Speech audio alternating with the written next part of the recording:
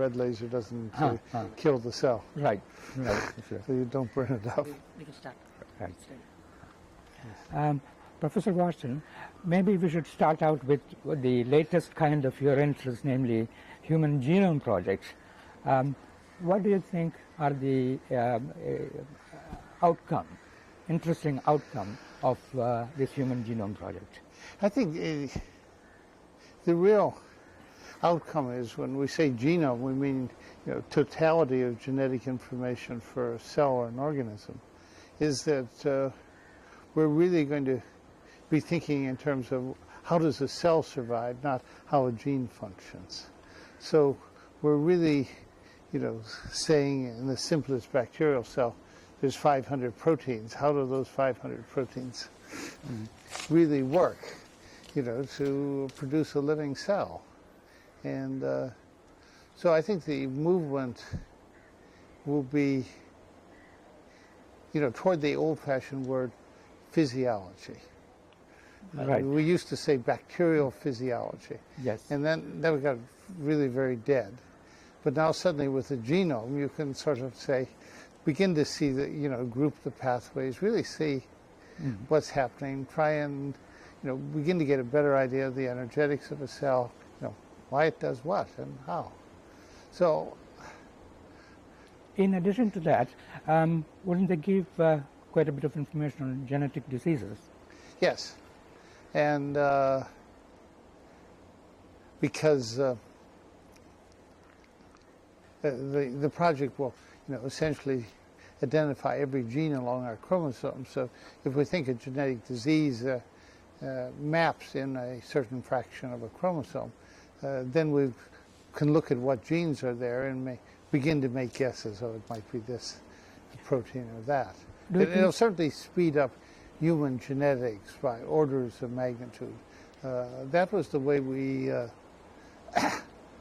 sold the project to our funding agencies, that if you want to really understand the genes behind diabetes, the Genome Project is a way finally to get the information you need. Would that help in gene therapy? And what do you think of gene therapy? It's certainly been much harder to bring about than the initial enthusiasts. But in Madras, I heard a talk by the Indian scientist Indra Verma, who's now at the Salk Institute. Yes, I know. And he was using basically an HIV-like virus as the potential vector, a lentivirus. And they really seem to integrate much better into sort of non-dividing cells. And he had some results with mice, and he said they hopefully will be trying to cure hemophilias in a year or two. So that's the most optimistic, because you really have to have a vehicle which will deliver the DNA, and it's got to be in a stable form.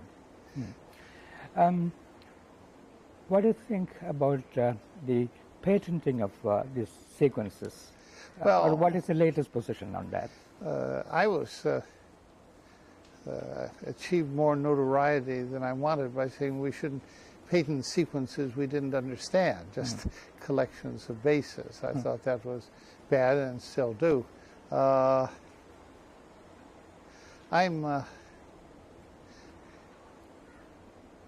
think basically opposed to patenting genes when you don't have a product. If you say we're the first to find a gene for, as someone did for cystic fibrosis, you could say, well, I'll take out a patent on a diagnostic use of that gene. But I wouldn't give you a patent for using it in any other way. Right.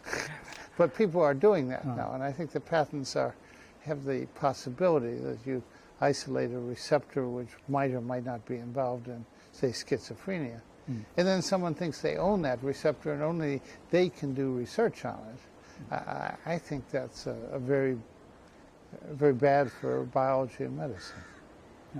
I would also like to hear your views on the future potential of biotechnology, because magazines like Fortune, Business Week, etc. came with stories that the 21st century is the biotech century. I think it probably will be. Huh. In that we're going to discover through these new techniques for DNA sequencing, the sort of genomic world, we're really going to be able to really say what genes and soon after what proteins are present in given organisms. And the more you learn about all these proteins, I think you're going to find uses for them. So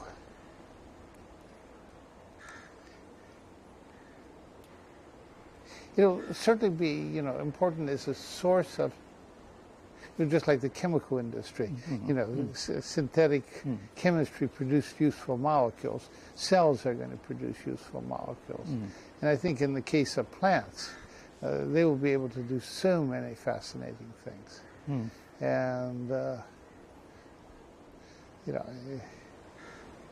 to me, it's inconceivable that agriculture won't be very, very radically changed by our abilities to make more efficient plants. And in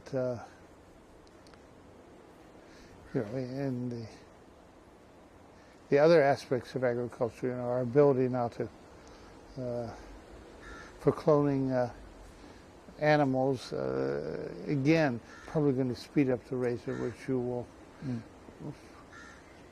produce animals with more useful properties, which will let the animals live better and which will let have a better use of them. Talking about plants and their genetic modifications, do you think there is any danger at all with the terminated gene?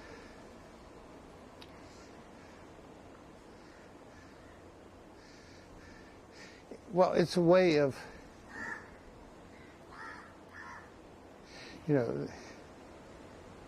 letting the people who have genetically engineered a crop maintain control over it.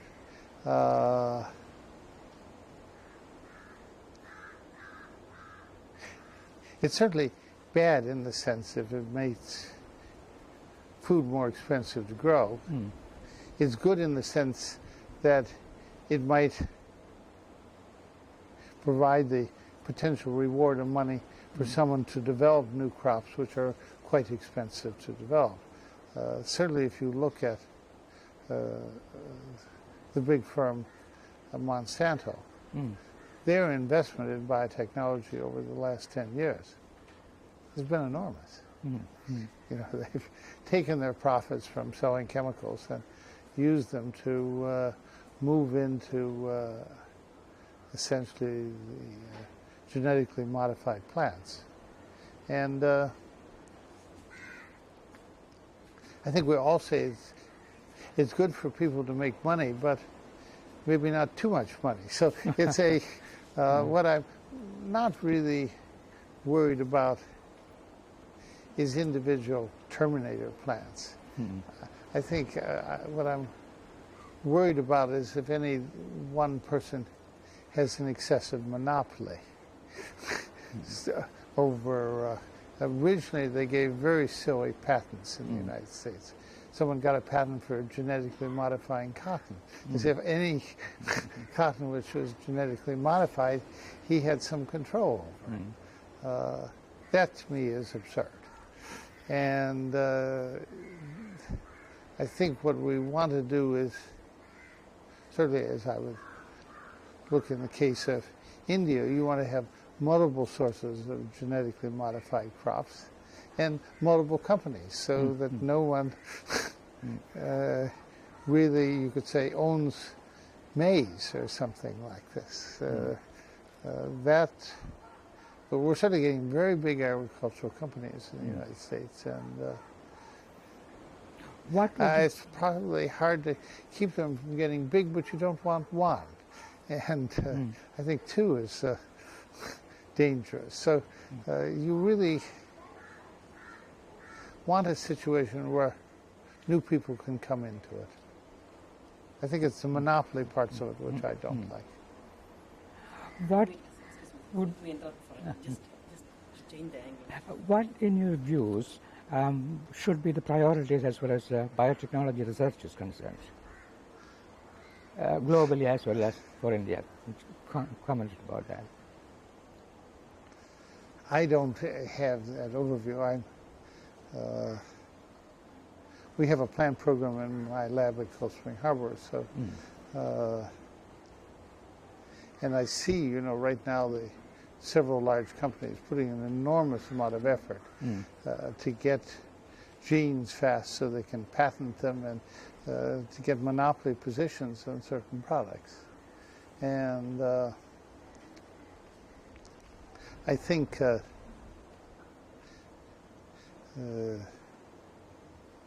would put plants probably at the highest level. I mean, there are, other aspects, production of drugs and lots of, useful. I mean, there are two things: producing plants which are either food or yield products which are part of your daily life. And then there's just the other, using plants as factories to turn out highly specialized products. Moving back in time, I wonder whether you could comment on at the time, how the idea clicked about the double helix. The point of, jumping the gap. There were a couple of stages. I think it was, for many of us, the key thing was seeing photographs of so-called crystalline DNA, which meant it wouldn't form a crystal unless it had a nice ordered structure. So that told us there's probably a nice structure to be found. And then the other argument, key thing, was the realization that the molecule had more than one chain. And then, which came later to us, and in my lecture this afternoon I will talk about that a little. There was really good evidence the molecule had a structure which could be denatured by heating or changing the pH. So the molecule collapsed, just like if you boiled eggs, the proteins suddenly were denatured. So it was the concept there was, a hydrogen bonded structure, which, and that there were several chains, and that, the best guess was start with two.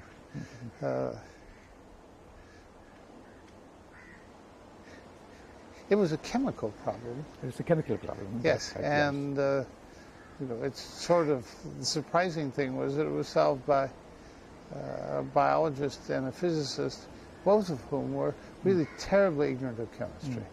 And because of our ignorance in chemistry, we almost didn't solve it. What is more surprising is that a chemist didn't solve it. Right. And it was partly that due to the vision of chemistry and to those people who essentially determine which atoms are linked to each other versus those who worried about their three-dimensional shape, the so-called structural chemists. So most organic chemists didn't consider themselves structural. So, and the structural people, chief tool was X-ray crystallography. And that hadn't really entered into the world of chemistry.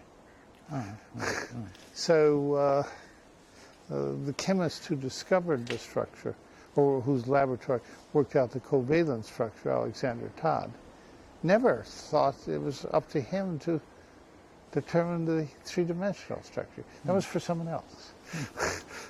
I think afterwards, they must have felt, we could have done it. That's interesting.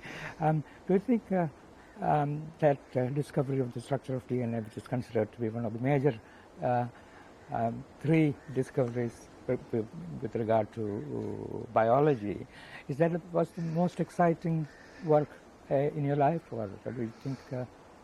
Oh, it had to be. It had to be. I mean, to say otherwise. I mean, luckily, the events which followed afterwards had many unanticipated events. So since then, life has not seemed to let down. You know, it's not as if, oh, we had this great period and then for 45 years we were doing something less interesting. In many ways, you know, our daily lives are much more interesting than they were in '53. Because in '53 we knew so little. You know, weeks could pass without anything being interesting in Nature magazine or Science. And so the number of papers were few. It really began to take off, I think, when we, with the concept of messenger RNA. Right. And that led to the code. And of course, the big step forward was recombinant DNA, the ability to move DNA from one organism to another, to take a DNA molecule, cut it in pieces, rearrange those pieces with DNA from another source. That's really what is, you know, that's behind the growth of biotechnology. Without recombinant DNA, we'd have a series of rules understanding, but we wouldn't be understanding individual genes, and the physicists would still think they have the most exciting science. But everything that, you know, there'd be no human genetics without recombinant DNA. We wouldn't know how to tackle genetic diseases. Which makes it interesting to think of the furor within the United States about 25 years ago as to whether this manipulating DNA was going to pose a great threat to society. And I gave a lecture in Newcastle last August. And I said I didn't know of anyone who got sick of DNA, and the only person I knew that had really been harmed by it was President Clinton. You know, and so that's quite unusual for new technology, that at least so far it's proved very benign. You do have DNA fingerprinting facilities in my center. Yes. And, you know, I think we have to be careful how we let them be used, because I worry that too much mischief could be done if you really let it too easy to discover whether a brother and sister had the same father. Yes. You know, I think that human life is so complicated that you don't want to keep digging up the past. Right. So I think it's a very important tool in criminal justice, Right. to establish the identity of a rapist, or if there's blood at the scene of the murder, where did the blood come from? I think that's wonderful. I worry about it being used in civil situations to essentially prescribe a moral code for individuals. You can imagine under certain societies, if a child was found not to be the son of the father, the woman being stoned to death. You know, and so I would be very reluctant to let that sort of situation be possible. We see a case of it, I think, being just dreadfully misused in Malaysia with the former Vice Premier Anwar Ibrahim. You know, taking DNA from a bedsheet and claiming that he's sexually promiscuous. You know, and so you could imagine a sort of DNA police squad going around to see whether people are moral. And I think that would be very, very bad. And lastly, just would like to have your views on the... I don't understand that. I'm not a physicist, and I wish I could give you an honest answer, but I can't. Then lastly, what do you think are the most challenging problems in biology in the coming years, and what direction should we go? In terms of life sciences, not biotechnology. I think understanding how information is stored in the brain. 45 years ago, we started out by finding how is information stored in genetic information stored. Right.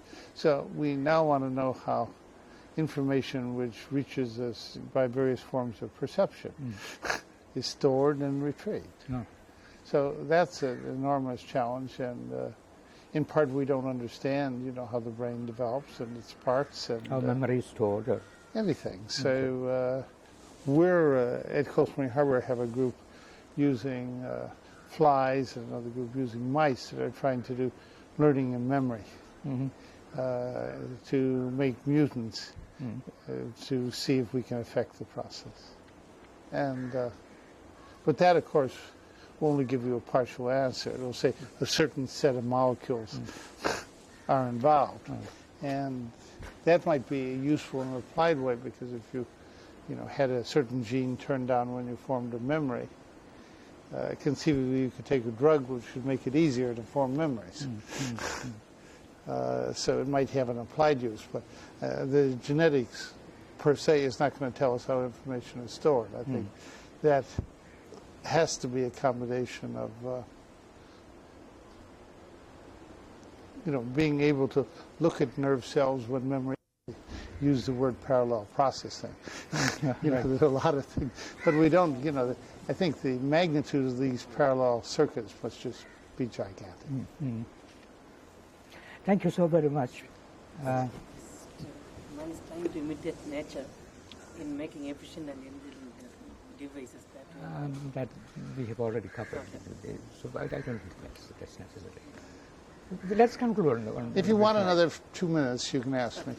Okay, then. This Change it? What will the structure of DNA help self-replication, the very essence of life?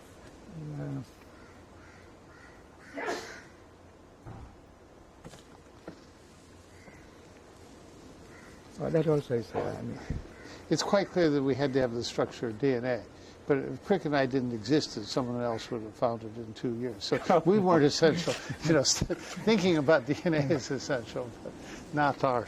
Okay. Yeah. Well, you have described in the double helix the drama. Yes. Let's see, you've got that already out there. Oh, here.